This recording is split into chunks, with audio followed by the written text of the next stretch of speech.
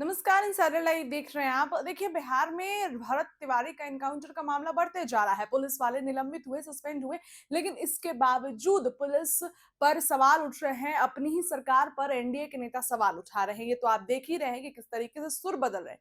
तो आप कह सकते हैं कि एक नेता जो सम्राट चौधरी के पक्ष में थे, वो भी अब खिलाफ में हो गए हैं और उनके भी सुर बदल गए हैं। वो देख रहे हैं कि मामला कितना बढ़ते जा रहा है। भरत तिवारी के घर नेताओं का आना जाना लगा हुआ है। नेता पहुंच रहे हैं। कल महाजुटान था। परिजनों का रो रो कर बुरा हाल है।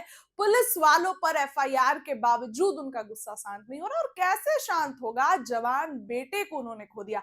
भरत तिवारी का कोई आपराधिक इतिहास नहीं था, कोई रिकॉर्ड नहीं था, इसके बावजूद पुलिस ने गोली चलाई। हालांकि अब पुलिस भी इसको लेकर कह रही है कि कोई अचीवमेंट नहीं है, जो भी जिस तरीके से इनकाउंटर कोई अचीवमेंट नहीं है, लेकिन इसके बावजूद बिहार में बवाल बढ़ रहा है। अब क्या कुछ कह दिया है जितन राम मांझी ने और उनके तेवर बदल गए। देखिए, जितन राम मांझी हमेशा से मुखर नेता रहे हैं। खिलाफ में भी बोलते हैं, पक्ष में भी बोलते हैं, और खिलाफ में ऐसा बोलते हैं कि जिसकी चर्चाएं तेज हो जाती है। बिहार में भरत तिवारी एनकाउंटर मामले को लेकर विवाद लगातार गहराता जा रहा है। इस मामले में न्याय की मांग और बढ़ते जन समर्थन के बीच बिलौटी गांव में सर्व समाज महापंचायत का आयोजन किया गया, जिसमें बड़ी संख्या में लोग शामिल हुए। वहीं आरा में भी इसी मुद्दे को लेकर महापंचायत आयोजित हुए, जिससे राजनीतिक एवं सामाजिक माहौल और अधिक गर्म हो गया है। आरा में हुई महापंचायत के बाद केंद्रीय राज्य मंत्री सतीश चंद्र दुबे ने मीडिया से बातचीत में कहा कि बड़ी संख्या में लोग एकत्रित हुए।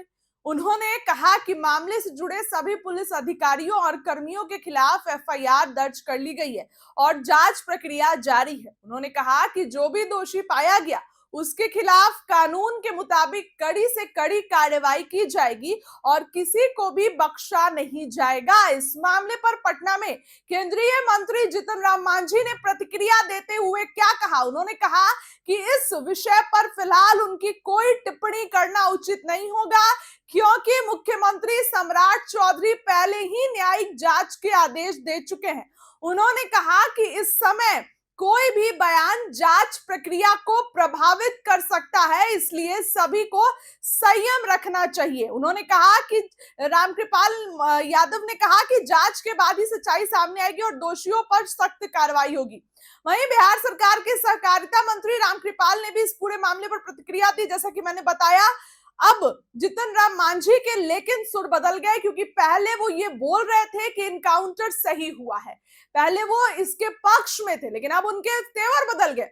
रामकृपाल ने कहा कि सरकार ने मामले में तेजी से कार्रवाई शुरू कर दी है और न्यायिक जांच के आदेश के पहले दिए जा चुके हैं। उन्होंने ये भी बताया कि जांच के बाद ही सच्चाई सामने आएगी और दोषियों पर सख्त कार्रवाई होगी। पुलिस अधिकारियों के खिलाफ एफआईआर दर्ज होने पर उन्होंने कहा कि प्रथम दृष्टया एसडीपीओ और थानेदार की भूमिका संदिग्ध पाई गई है, जिसके आधार पर उनके खिलाफ एफआईआर दर्ज की गई है। इसी बीच मंत्री अशोक चौधरी ने इस बयान पर, इस विवाद पर प्रतिक्रिया देते हुए कहा कि इस पूरे मामले से उनका सीधा संबंध नहीं है। लोग अपनी भावनाएं और विचार व्यक्त करते हैं, ये ठीक है।